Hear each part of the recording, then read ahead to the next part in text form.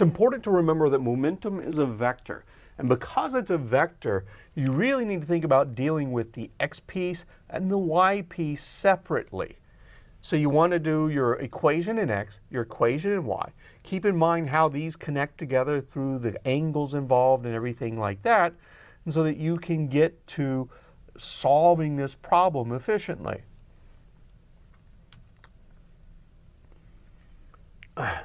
In this example, the orangish ball is sitting still before the collision, so all the momentum is in the blue ball or purple ball, m1, v1.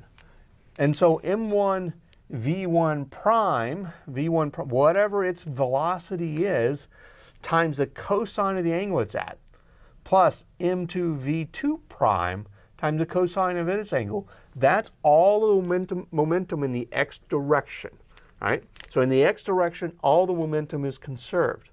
Meanwhile, in the y direction, there was no momentum in the y direction to begin with. And so the momentum in y has to add up to 0 after the collision.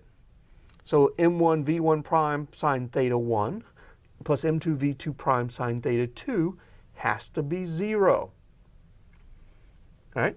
Just keep track of the x pieces and the y pieces and keep those straight, and you'll get through this without any problem.